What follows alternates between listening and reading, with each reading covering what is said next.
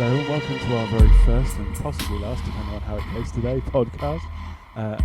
My name is Stuart and my co-host is... Lewis. Hello, Lewis. And we're doing this because we've got nothing better to do on a Saturday.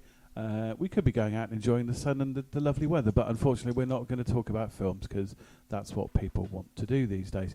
So Lewis, not in a contrived way at all, why are we going to do this today, Lewis? Lewis has lost the plot. Because our website is called So Spock is Dead. And why is it called that, Lewis? Because Spock died.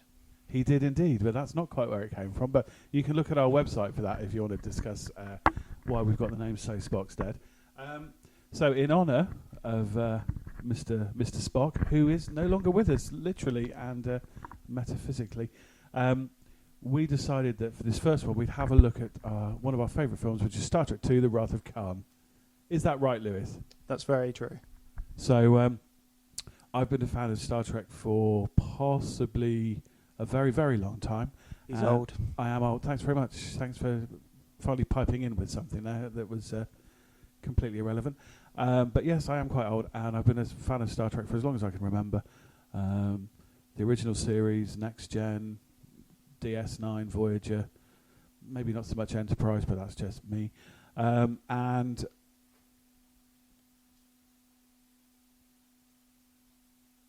I can edit all this out in a minute. It's absolutely fine because I made no sense at all in my head. So I've been a fan for as long as I can remember, and it's something I do enjoy. I'm not going to deny it. I really do enjoy these things. They're very funny. They're very moving. They're very passionate about what they do, especially all the fans as well. And we thought we'd look at Star Trek II, The Wrath of Khan. So, Lewis, tell us a little bit about the Wrath of Khan. It's probably considered the best Star Trek Yes, definitely. movie Ever? in some people's eyes. Most people's eyes. Fair enough. It's a sequel to Space Seed. Ooh, yes it is.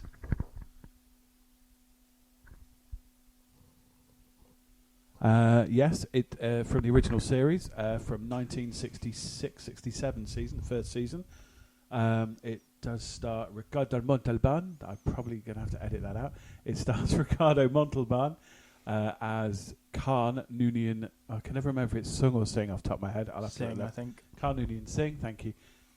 And he plays a genetically altered prince from 1996, which obviously never really happened in the real world, but Never mind, it's sci-fi. in the world of sci-fi, it doesn't matter because it's only a TV show, as I keep getting told. But so yes, it's Khan, and he gets discovered by the Enterprise and tries to. Oh, spoiler alert! By the way, spoiler. Sorry, and tries to take over the ship, but is defeated and ends up being deposited on a planet. So we pick up the action about 15 years later, when good old Captain Kirk, who's now Admiral Kirk, Admiral, Bored out of his skull. Admiral, as Khan might possibly say it. He's great impressions, as you can tell. I'm not at all. I'm really bad, so apologies in advance. But so we pick up the action of about 15 years later. We're going to skip over the motion picture because it's very good in a way, but Spock doesn't die. yes, and if we started watching it now, then we'd probably be here till Christmas until it finished, because you have to stop it every 10 minutes and have a drink, and there's a fly or something. Apologies if you hear outdoor noises. We're sort of near the great outdoors, which is lovely, and it's a lovely day, so we should be doing not this. But what the heck? So pick up the action 15 years later. So, Lewis, tell us all about the film. Give us a brief summary. Well, Without giggling like a schoolgirl. basically, Khan is very unhappy with William Shatner's Kirk. Very, very unhappy. Very angry. Why is he unhappy? After he left him on the planet, SETI Alpha 5. In the intervening 15 years, his wife was killed in an accident, which has got nothing to do with Kirk, but Kirk never went back to say, hello. Not sure he quite say it like that, but yeah, the sentiment's there. Well, I'm not as good at impressions as you. Thank you. Basically, he decides he's going to go after Kirk. Revenge is a dish best served cold, which is apparently a Klingon proverb. Indeed, I think it's actually Greek, but we'll skip over that. Gene Roddenberry can steal what he wants. So he has Chekhov do what he wants him to do, and calls Carol Marcus and says, "We want the Genesis device. We're coming to get it." And then she calls Kirk and says, "Look, what's going on? You've ordered this." So Kirk gets brought into the action. So he gets to captain the Enterprise once again, which is always what he wanted to do anyway. It's convenient, isn't it, really? Well, that is his story of, I don't want to be Admiral, it's boring, I want to get back out there. It's lucky that the present captain of the Enterprise is a Vulcan and has no ego to bruise. No ego to bruise, he has. To get really... I did my homework. I watched this last night because I haven't watched it for a long time.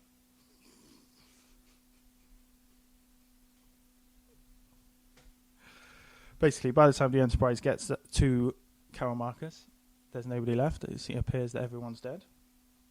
Hung upside down, tortured for information, and the Genesis device is safe, but they didn't know that at that time. So they transport themselves into the centre of Regular One. Regular, not Regular One. And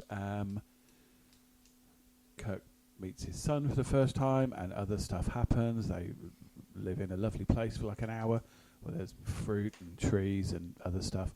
And then they get rescued, and then there's a bit of a battle, and then stuff happens. And then this is always the point, because Lewis and I used to work together, this is always the point in the story where the phone would ring, because we worked in a call centre. And then we'd have to pick it up and go, oh, so Spock's dead. That's where the name comes from. Sorry, just drop it in.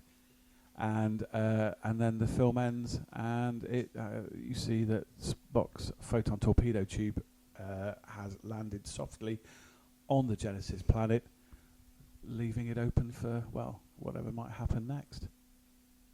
That's a very brief, potted history of Star Trek 2, by the way. There are much better expressions. I'm going to start that again. That's a very potted history of Star Trek 2. There are much better explanations out on the internet. I suggest possibly Wikipedia or Memory Alpha. They're both quite good sources. Would you like to go into more detail? Favourite scene? No, I think we'll just call it quits there. Goodbye. No, not really. I'm sure I saw this in the cinema when I was very young, because it came out in 1982, so I'd have been about 9, 10 when I saw it. And I really loved it. I've loved it ever since I first saw it. So we're talking quite a long time, because I'm quite old. Thanks, Lewis. Yeah. So we're looking about 30 years that I've been a fan of this film.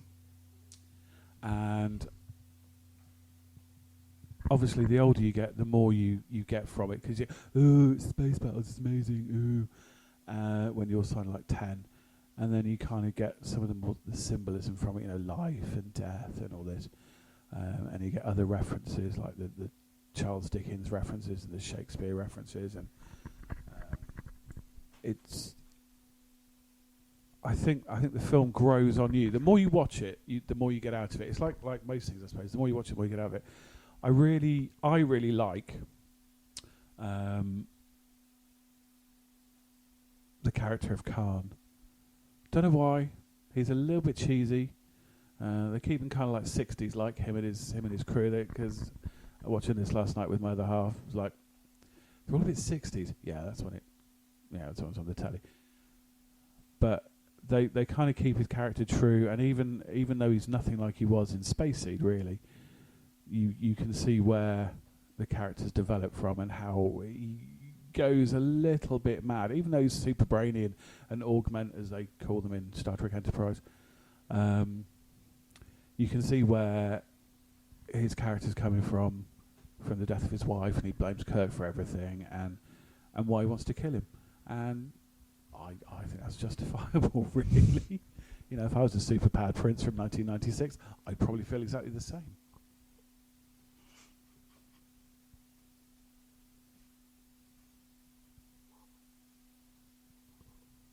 Lewis. Stuart. You're a recent convert to this I am. trekking through the stars malarkey. Hence the story about so Spock's dead. So what's your take on the film? What's your favourite part of it? Probably the scene, obviously the obvious one. So Spock's dead. The Spock death scene. The whole thing is brilliant. From when he leaves his chair, when nobody notices, from the bridge, goes down.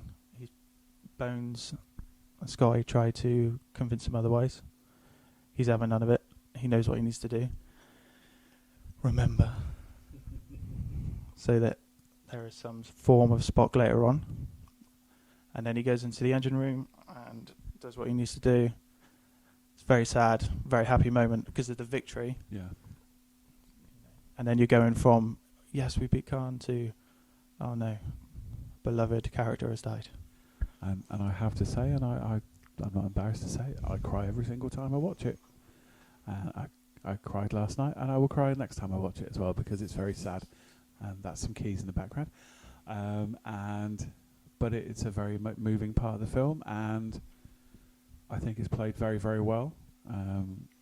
Kirk is very subdued for a change. He is. He's almost normal, isn't he? Really, he's almost a normal actor there, Mr. Shatner. They really make believe that they are best friends. Yeah, and it's a very touching scene, and the next bit as well, where he's doing his little monologue. Well, I think before we get there, I think the way they finish each other's sentences with the needs of the many. Yeah, and the way that they do it between each other, and then he finally goes, and it's. Well, it echoes that scene earlier on, doesn't it? Where he goes, "I have no winged bruise," and that sort of thing. But yeah, the monologue in the funeral scene, that's the bit that gets me. Yeah. When he says he's the most human soul he's ever come across. Yeah. Which is big praise considering he's a Vulcan, or that half human, but still. I do like the bit that when he's there and Leonard Nimoy's doing his Vulcan hand signal, which I'm doing now, which obviously you can't see. William Shatner just can't do it. He just cannot do it. And he tries. He really, really does try in that scene to do it. And he does. He just goes, "Oh, I'll put my hand there. I can't do it, but I'm trying." And it's just a nice touch because he knows he can't do it. He's never been able to do it, I don't think. And I didn't know he couldn't do it. No, he can't do it. He's one of the many that can't do it. Quite special. And it's just really touching. And as I say, it gets me every single time. There's only a couple of films where there are moments. A couple of films. Well, there's quite a few films really because I'm a bit of a softie, but there's only a couple of films that really make me feel and this is one of them, and it is just shows you how good the writing and acting is, considering you know that he's not, you know he's coming back. Yeah. Even like now, you know he's coming back. Still gets you. But you didn't in 1982. No, of course then you didn't know. Because there was. But no even internet. I knew, because obviously I was late to it. I knew he wasn't dead. Well, he was dead, but he comes back, and it still got me. Yeah. So it just shows you how good they really are. Yeah, and I think it's everyone else as well. That final bit where he's being laid to rest and being, you see him in his torpedo tube, and even Kirstie Alley, who is actually quite good in the film. We haven't mentioned Kirstie Alley yet, before pre-Cheers, as Lieutenant Savick. I think she does a fantastic job throughout the whole film. She does what she needs to do. Yeah, she questions Kirk at the right points. Tries to get out of him how he did the Kobayashi Maru. Yeah. The no-win scenario he doesn't believe in. She's kind of like his conscience almost in the film. She kind of says, "Well, you should have done that," and then he picks up on it and he goes, "You keep quoting General Order at me," which she does to some comedic effect a little bit later when she beams down with him. But yeah, she's there crying. Ooh, a Vulcan crying. Obviously, later we find out she's half Romulan, I believe. I'm going to get picked up on that, aren't I? Because it's probably not true, but I don't care. But that last bit, and you've got Merritt Buttrick and I've forgotten her surname, Doodle, what's it, Carol Marcus. And they're all there, and they're only like guest actors in a film, but they really do put their whole heart into it, and it's brilliant to watch, and it is very well acted. Another shout out, I must say, to James Doohan. Always one of my favourite actors. I've seen him in a few things, and I love him as Scotty. He's just so amazing, even though he's Canadian. No disrespect to Canada, but it's in the sort of theatrical cut, you don't realise who Midshipman Peter Preston is. You do find out in the book, which I did read when I was little, and in the extended version of the film, the director's cut, that it's his nephew. So that's why he gets so upset by it, which is a shame they cut it out. But then obviously you've got all this other stuff going on later in the film. But yeah, James Doohan is absolutely phenomenal. He's not in it a lot, but he does his part. The death still makes an impact, I think, because I didn't know that, and it's the way he dies and his final words, and it just works, I think. When Scotty's reaction brings him to the bridge, wrong place to bring him, but the whole death scene is really good. There's a lot of death in this film. Which is unusual. Considering after they do the funeral scene of Spock, it's very, very hopeful, and they clearly reference that he's coming back. Yeah, Kirk literally says, "We'll see him again. Don't worry about it." It's almost like he read the script for the third one. At least he didn't write it. That is, or direct it, which is a whole other issue. Should we go on to a bit more lighter stuff in this film? Yes, let's go on to the lighter stuff. One scene I find very funny is, any time that Bones is talking to Spock, that's always very funny. When he shouts at him, tells him off, says he's green-blooded. That's always very funny. But just the relationship in general between Kirk, Spock, and Bones is brilliant, which I think they've brought over to the new films very well. They've kept that intact. Yeah. Considering in the original ones, they're the only ones that really speak. Sulu doesn't really speak. Well, he didn't get a chance, did he? Because Shatner cut all his lines. Chekhov is just there because he's there. It's just those three driving the movie, but that's not a bad thing because they're all very good actors. Yeah. Shatner's overacts, but I love him, so it works for me. You know you're going to burn in Star Trek hell for saying that. I'd like saying I love Shatner. Okay, right, you get let off then. You get Star Trek heaven instead.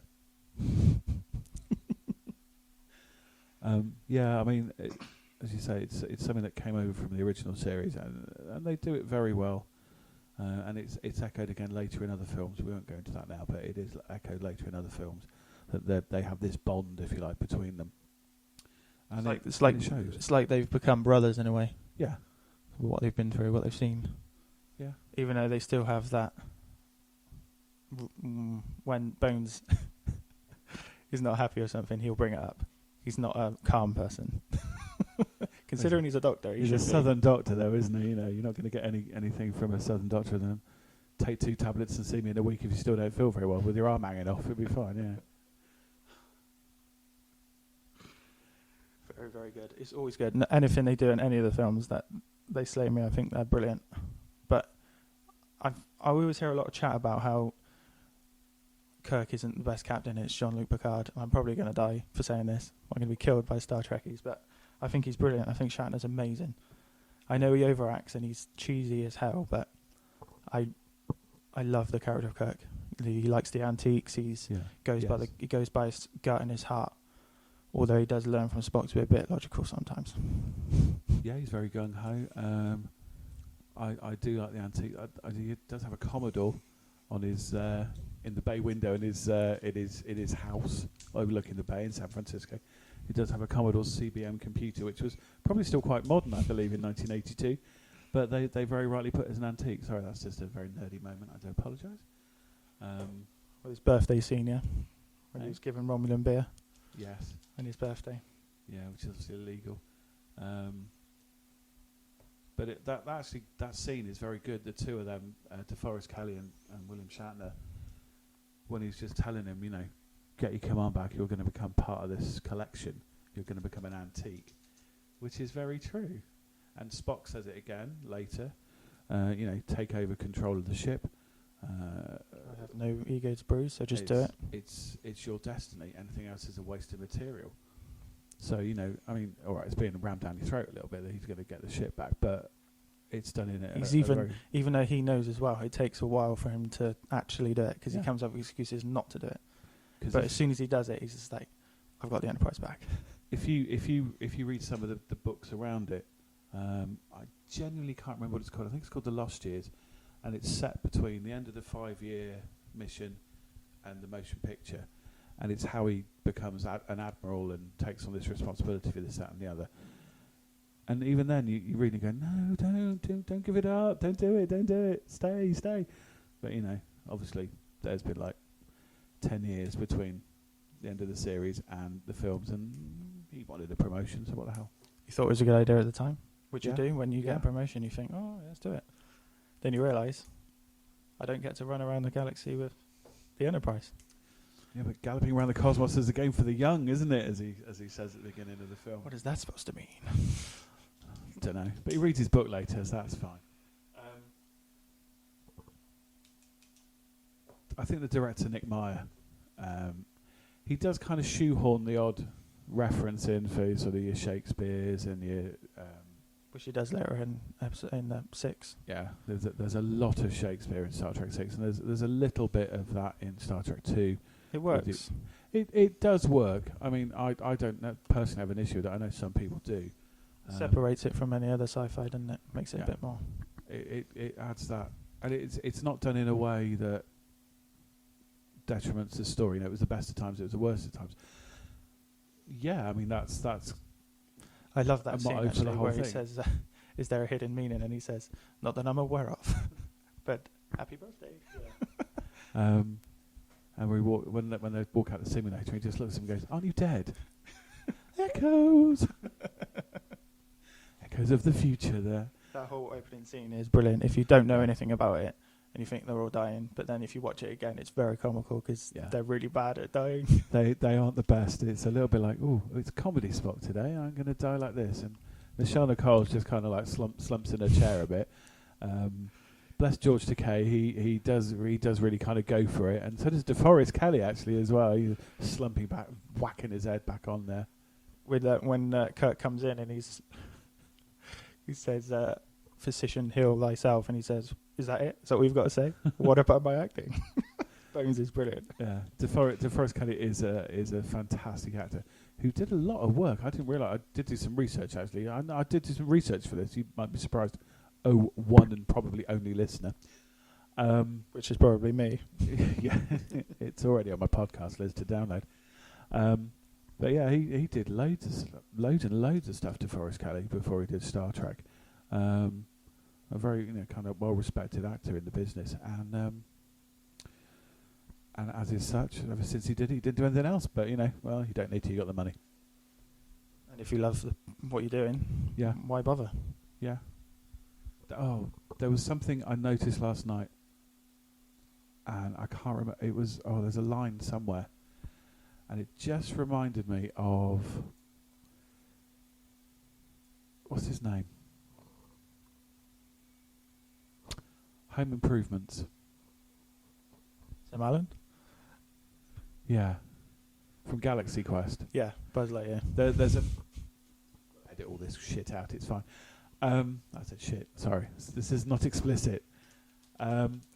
There's a moment where Kirk's trying to do something, and he says it in exactly the same way as Tim Allen says it as Commander Nesmith. I forgot. Galaxy Quest is one of my favourite films.